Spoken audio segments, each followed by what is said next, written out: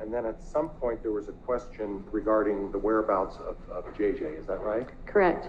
And at that point, you had advised him that you had had JJ in your care, correct?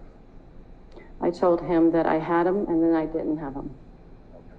So the initial time that you told him that you had JJ, that was not a truthful statement to Officer Pillar, was it? Correct. And when you tell a statement that's not accurate to a police officer, that's a lie, is it not? Correct. So you lied to a police officer, is that correct? Correct. And then at some point, how long between the time when you told that lie to the police officer regarding the whereabouts of JJ Vallow did you correct your lie? How much time passed?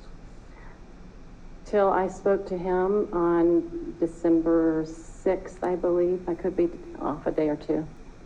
So, and I don't want to put words in your mouth, but I want an accurate reflection of the amount of time that we're talking about.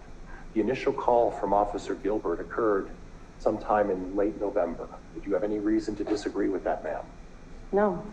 And then the time when you decided to tell Officer Gilbert the truth, at least what you think the truth is, was sometime in December, the 6th of December. Correct. So approximately 10 to 12 days passed from the time you told your first lie to when you decided to come up with a different story for Officer Gilbert later on, correct?